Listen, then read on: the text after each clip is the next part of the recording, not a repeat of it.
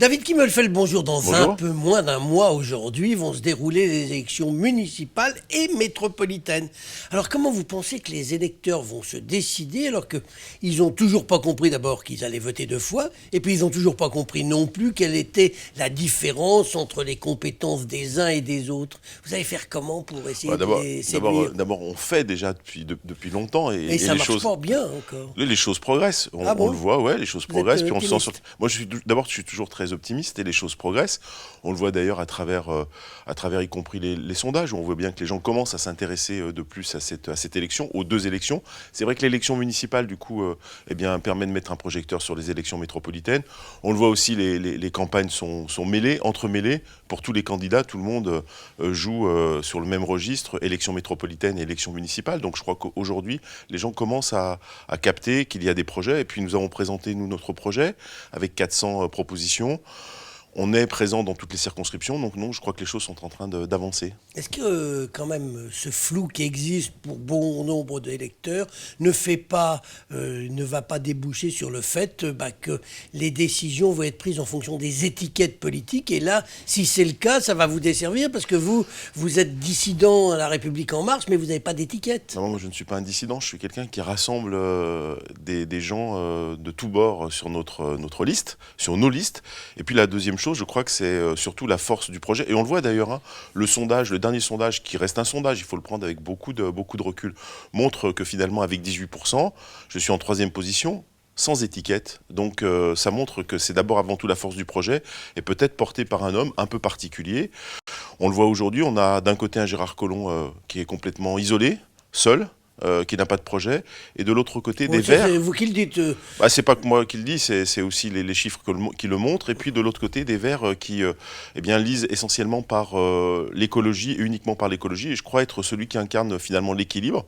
Et cet équilibre, c'est de dire on fait la transition écologique, mais attention à la justice sociale, on fait l'écologie, mais attention aux entreprises, et c'est cet équilibre-là que j'incarne avec... un homme d'expérience, je suis celui qui préside la métropole, qui est en capacité de la mettre en route, de la remettre en route rapidement, entouré d'un certain nombre de gens qui connaissent aussi très bien ces sujets-là, et puis de nouvelles personnes. C'est cet alliage, je crois, qui est en train de pendre tout doucement comme une bonne mayonnaise. David Kimmelfeld, vous, comme les autres, d'ailleurs, vous n'obtiendrez pas la majorité à vous tout seul au soir du premier tour. Il faudra faire des alliances. Hein. Avec qui vous pourriez faire des alliances? On va les prendre. Est-ce que vous pourriez faire alliance avec Gérard Collomb? Je crois que ça a été, je l'ai dit très clairement, il n'est pas possible de faire alliance avec Gérard Collomb. D'abord, Gérard Collomb, aujourd'hui, porte en tout cas un projet dont je ne connais pas vraiment les contours, parce qu'aujourd'hui, à part présenter un programme qui s'apparente plus à des déclarations d'intention, il faut on devrait, on n'y voit pas très clair. Et puis de l'autre côté, on a bien des gens qui, comme nous, portent ce souci de la transition écologique. Mais l'important pour nous, c'est d'être d'abord et avant tout en tête, parce que moi, je souhaite porter la question écologique comme je l'ai déjà porté dans cette métropole. J'ai fait le tournant écologique avant même que chacun en parle. Je l'ai fait avec un certain nombre de mesures, mais en ayant le souci de la justice sociale, de cet équilibre-là, et l'équilibre aussi en direction des entreprises. Donc je suis celui qui est sans doute le mieux armé pour... eh bien, on discutera sans doute avec les uns et les autres au soir du premier tour, mais il est encore trop tôt. D'abord, tout le monde n'a pas présenté tout son projet, tous ses projets. On regardera ça tranquillement. Non, mais vous êtes ouvert à toute discussion. Bon, vous avez dit non avec Gérard Collomb. Je crois que j'ai dit non à Gérard Collomb.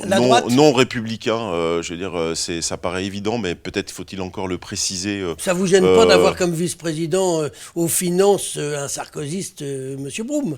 Donc, moi, j'ai respecté, j'avais un exécutif quand je suis arrivé, j'ai respecté cet exécutif-là, mais demain, la question sera totalement différente, et bien évidemment, il est tout à fait exclu d'une alliance avec les Républicains. Je ne vois pas de quoi nous pourrions parler ensemble.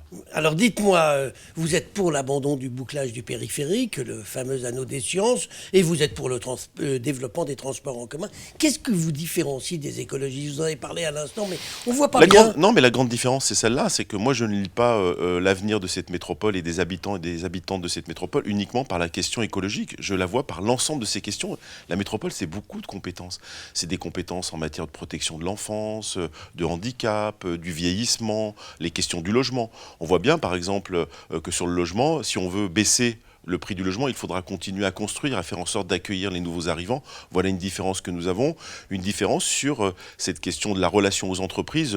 J'ai été vice-président en charge du développement économique et j'ai fait finalement en 3 ans ce virage écologique. J'ai eu une attention particulière sur les questions sociales, mais ça ne m'a pas empêché de continuer à attirer des grandes entreprises et des entreprises sur le territoire, tout en faisant un bel accompagnement de l'économie sociale et solidaire. Je suis, je crois, celui qui incarne l'équilibre entre tout ça. Alors, petite question qu'en ce qui concerne les transports en commun, dans quelques jours, quelques heures, on va savoir si votre proposition de mettre un terme, de dénoncer le contrat sur Rhône Express est votée. Et dans ce cas-là, si c'est voté, ça va coûter combien à la collectivité? Va falloir donner combien de sous à Vinci pour sortir? En réalité, je dis d'abord, pourquoi vouloir annuler ce contrat? C'est d'abord au profit des habitants et des habitantes de la métropole, des Mais il va usagers. falloir payer au départ. Oui, mais d'abord, il faut préciser ça. C'est pas simplement pour faire la guerre à Vinci ou à je ne sais qui.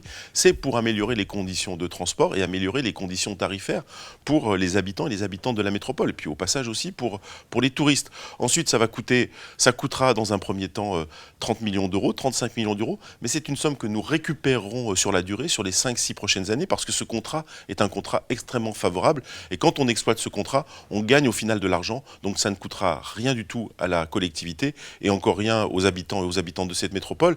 À tel point d'ailleurs que je l'ai dit, et j'ai commencé à le faire, j'ai oublié de le dire tout à l'heure, j'ai fait le virage écologique, cette question de justice sociale, et j'ai commencé à baisser la fiscalité parce que la taxe sur les ordures ménagères, c'est moi qui ai commencé à la baisser, et j'ai indiqué que je continuerai à la baisser dans les prochaines années. David Kimmelfeld, on paiera combien demain quand vous aurez récupéré l'exploitation de Rhône Express pour aller à Saint-Ex? On paiera combien? Un ticket de métro ou alors... Non, on ne paiera pas un ticket de métro, mais on paiera, je crois que ce qui est admissible, c'est de payer une douzaine d'euros, ça paraît tout à fait admissible. Douzaine d'euros l'aller-retour ou l'aller simple?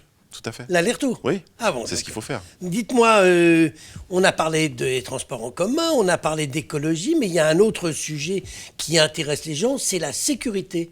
Est-ce que vous êtes pour une police métropolitaine? C'est pas que je suis pour une police métropolitaine, je suis celui qui a proposé cette police métropolitaine et chacun s'est raccroché, François-Noël Buffet s'est raccroché, Gérard Collomb, qui a priori lit mal la loi, connaît mal le sujet, a dit que c'était impossible. Il se trompe, et j'aurai l'occasion de le dire tout à l'heure cet après-midi, je vais faire une conférence de presse sur la sécurité, qui est un sujet extrêmement important, et je proposerai notamment cette police métropolitaine avec 2 missions importantes, la mission de la police des transports, vous parliez de Rhône Express, la police des transports, il faut impérativement que nous ayons des transports sécurisés, et cette police métropolitaine interviendra dans les transports.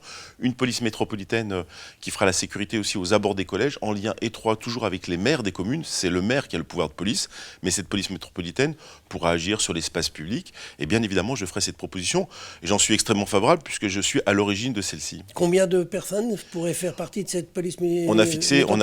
On a fixé un effectif de 300 policiers métropolitains. Eh bien, on va voir dans les jours qui viennent effectivement le détail de ces propositions. David Kimmelfeld, je vous remercie. Merci.